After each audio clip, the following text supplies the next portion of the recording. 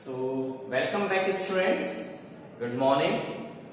So as we know that we are continuing with our civics, that is democratic politics chapter 4 electoral politics. Okay, so in the second video from this chapter electoral politics we have discussed about why do we need an elections. Okay, so in that video through the different assumptions and different conditions related to the democracy, okay, we found that whether we are selecting the representatives or if it required to have a direct democracy, in both the conditions it is practically impossible for the citizens to provide their choices. That is, it is practically impossible in a large democracies for the citizen that they can have an effective participation in the decision making process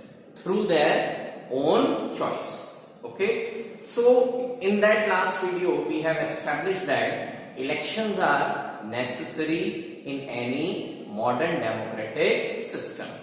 Okay, so today we are continuing with the same topic with what people get from elections. In last video we have already established, we found कि elections जो हैं वो democracy में बहुत जरूरी है. अब elections हैं तो elections से लोगों को क्या मिलता है? What the people get from having an election in a democratic country. Okay, so let us start with that section. What people get from elections. Okay, so the first achievement, first outcome of the elections for the people in any democracy, किसी भी democracy में जो पहली चीज लोगों को election process के जरिए हासिल होती है वो क्या है? They can choose who will make law for them. यानी इलेक्शन के जरिए लोग अपनी पसंद का रिप्रेजेंटेटिव इलेक्ट करते हैं. ओके, अब अपनी पसंद का रिप्रेजेंटेटिव इलेक्ट करते हैं means it is not anyone else कि वो अपनी योग्यता के दम पर या अपने एजुकेशनल क्वालिफिकेशन के दम पर या अपने डायनेस्टिक सक्सेशन के दम पर रिप्रेजेंटेटिव बन गया. ओके, व्यक्ति को डिसीजन मेकिंग पावर किसने प्रोवाइड की? The decision making power was provided by they. Who are they here? People of the country. Okay, so what people get from elections? They can choose who will make law for them. वो choose कर सकते हैं कि कानून उनके लिए कौन बनाएगा. It means जो representatives हैं उन्हें अथॉरिटी डिसीजन मेकिंग की, लॉ मेकिंग की अथॉरिटी किसने दी? People of the country.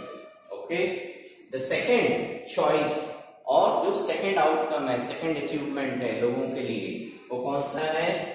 They can choose who will form the government and take major decisions. Okay, अब आप सभी लोग टेलीविजन देखते हैं, जनरल नॉलेज इधर उधर से आप लोगों को बहुत सारा मिलता है. वी नोज दैट कि जब भी हमारे कंट्री में इलेक्शंस होते हैं, चाहे वो स्टेट लेजिस्लेटिव असेंबली का इलेक्शंस है या फिर लोकसभा का इलेक्शंस है, दोनों इलेक्शंस में हम सुनते हैं कि एक पार्टी जीत गई और दूसरी पार्टी हार गई. ओके, सो जो पार्टी जीतती है, पार्टी जीतने का सेंस क्या रहा कि जो ओवरऑल स्टेट लेजिस्लेटिव असेंबली है या फिर लोकसभा है. ओके, उस स्टेट लेजिस्लेटिव असेंबली या लोकसभा में जो टोटल अवेलेबल सीट है, हर एक स्टेट लेजिस्लेटिव असेंबली में नंबर ऑफ सीट्स अलग अलग हैं. Okay, so we have more than 29 states right now, तो हर एक का नंबर फिगर डिस्कस करना पॉसिबल नहीं. Lok Sabha that is central government या यूनियन गवर्नमेंट के केस में लोकसभा में टोटल कितनी सीट्स हैं? 545. ओके, हालांकि इलेक्शंस कितनी सीट्स के लिए होता है? 543 seats. Okay, so election take place for how many? 543 seats, but total number of seats are how much? 545. Okay, ये हम आगे किसी चैप्टर में भी डिस्कस करेंगे, बट यहाँ कॉन्टेक्स्ट आ गया है, so I have explain. Total number of Lok Sabha members are 545। Elections जो होते हैं वो 543 सीट्स के लिए होंगे, यानी इलेक्ट होकर के लोकसभा में 543 मेंबर्स आते हैं। दो मेंबर्स 543 प्लस 2, दो मेंबर जो हैं they are nominated by the president of India. Okay, अब सवाल ये है कि ये दो एक्स्ट्रा मेंबर क्यों नॉमिनेट किए जाते हैं और कहां किस कैटेगरी से। ये जो दो एक्स्ट्रा मेंबर्स हैं, these two members which are nominated by the president of India, they belongs to the Anglo-Indian community. Now what is Anglo-Indian community? Okay, so Anglo-Indian community Hindustan में वो लोग हैं जो पिछले 300-400 सालों में यूरोपियन कंट्रीज से उनके पूर्वज हिंदुस्तान में आए थे और वो देश के अलग अलग हिस्सों में बस गए। 1947 में इंडिया को आजादी मिलने के बाद में बहुत सारे इस प्रकार के इस यूरोपियन पॉपुलेशन के जो डिसेंडेंट थे, उनमें से बहुत सारे लोगों ने डिसाइड किया कि they will again go back to their original country, native country. Okay, but large number of population of these group was there जो हिंदुस्तान में ही रहना पसंद कर रहे थे। ठीक है, अभी इनकी संख्या कैसी है? बहुत कम है। तो इन कम जनसंख्या होने के कारण डेमोक्रेसी में शायद इस ग्रुप के लोगों के लिए पॉसिबल नहीं है कि they can choose their own representatives. Okay, so Anglo Indian community को सफिशिएंट रिप्रेजेंटेशन लोकसभा में प्रोवाइड करने के लिए, okay, in the constitution there was a provision for the nomination of 2 members of Anglo Indian community. Okay, so ये जो 2 extra members हैं ये कहां से आते हैं? They from Anglo Indian community. Well, so we come back कि what the people have from election, they can choose who will form the government and take major decision. अब गवर्नमेंट कौन form करेगा? Okay, who will form the government. तो जो country की overall population है वो किसी एक ग्रुप ऑफ पॉलिटिकल पार्टीज को, यदि उन्होंने अलायंस बनाया है, या कोई एक सिंगल पॉलिटिकल पार्टी को मेजॉरिटी ऑफ सीट्स के लिए वोट करता है। इन्हें सारी की सारी 545 सीट्स किसी एक पॉलिटिकल पार्टी को मिल जाए, ये लगभग किसी भी कंट्री में पॉसिबल नहीं है। बट गवर्नमेंट कौन फॉर्म करेगा? Okay, who will form the government? Government who form करेगा? जो क्या मिलेगा उसको? Majority. Okay, now what is the meaning of majority? Okay, so ये 543 plus 545. Okay, what is the meaning of majority to form the government? 1 more than half. Now 1 more than half means 545 should be divided by 2. Is it clear? So ये जो figure आता है वो लगभग कितने के बराबर आता है? 272. Okay, so 272 is half. So 1 more than half means 273. तो यदि कोई एक पॉलिटिकल पार्टी को आउट ऑफ 545 कितने उसके मेंबर्स इलेक्ट होकर के आ रहे हैं? If the political party gets 272 members, okay, being elected in the parliament, यदि वो लोकसभा चुनाव के लिए जीत करके आते हैं, हाउ मेनी? 272। यदि 272 मेंबर उस पॉलिटिकल पार्टी के लोकसभा इलेक्शन जीत करके आते हैं, तो what the party did? Party will form the government. Okay, so government कौन फॉर्म करेगा? ये भी कौन चूज कर रहा है? It is being done by the people of the country. Okay, so what people get from elections? They can choose. Elections में उन्हें क्या मौका मिल रहा है कि वो ये चूज कर सकते हैं कि who will form the government and take major decisions. अब मेजर डिसीजंस मींस, वैसे तो पार्लियामेंट के पूरे 545 मेंबर पार्लियामेंट में डिसीजन मेकिंग प्रोसेस में पार्टिसिपेट करते हैं, परंतु डिसीजन मेकिंग की मेजर पावर किसके पास होती है? government. Okay, so those people who form the government automatically they have power to take the major decisions. Okay, रात दिन के सारे डिसीजंस लेने का मुख्य अधिकार किसके पास होता है?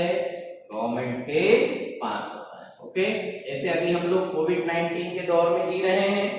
ओके, सो हमारे कंट्री इंडिया में गवर्नमेंट ने लॉकडाउन लगाने का डिसीजन लिया. तो लॉकडाउन लगाने का जो डिसीजन है वो सारे 545 मेंबर्स ने नहीं लिया. Who took the decision?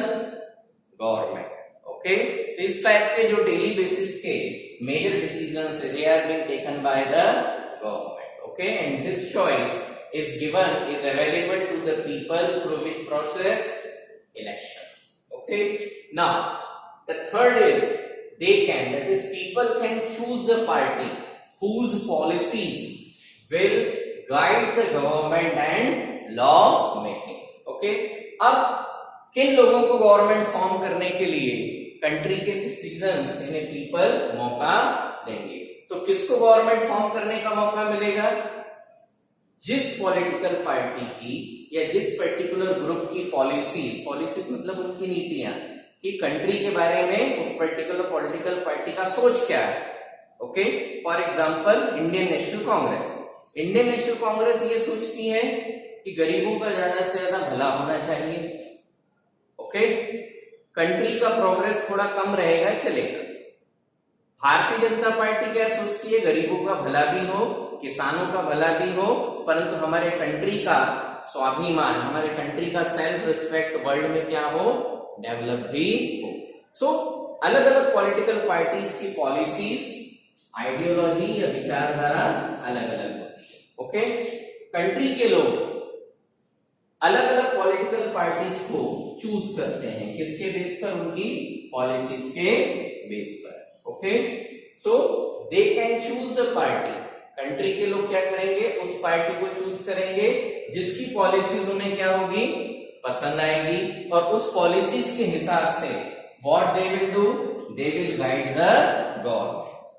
जो पॉलिटिकल पार्टी है वो गवर्नमेंट को अपनी पॉलिसीज के हिसाब से क्या करती है? काम करने के लिए लगातार प्रेशराइज करती है.